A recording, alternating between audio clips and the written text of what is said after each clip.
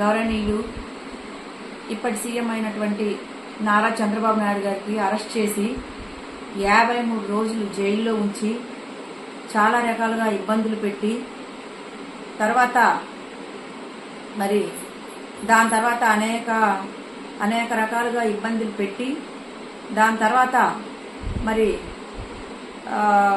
మన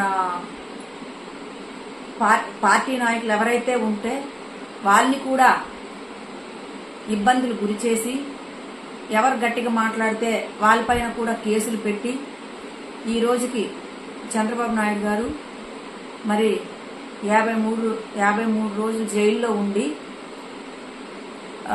ఏడాది అయ్యొచ్చింది ఈ రోజుకి. ఎందుకంటే సెప్టెంబర్ 9న కరెక్ట్గా అర్ధరాత్రి అరెస్ట్ చేయడం చాలా బాధాకరం.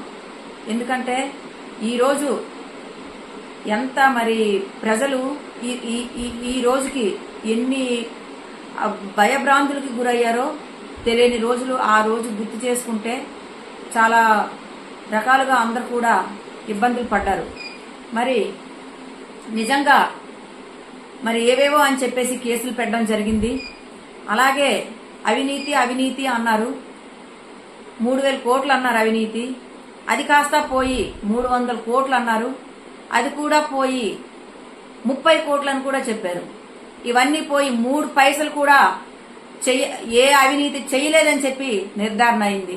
కాబట్టి ఎందుకంటే ఎప్పుడైతే అరెస్ట్ చేశారో మరి 70 దేశాల నుండి కూడా అక్కడ నుండి బాబు గారు అరెస్ట్ అయ్యారని అందరు కూడా వారు చాలా బాధపడ్డారు.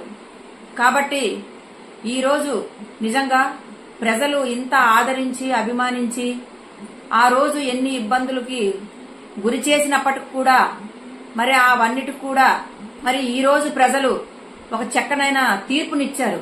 2024 ఎన్నికల సందర్భంగా, సార్వత్రిక ఎన్నికలు సందర్భంగా మరి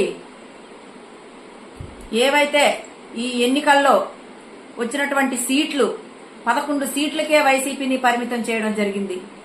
మరి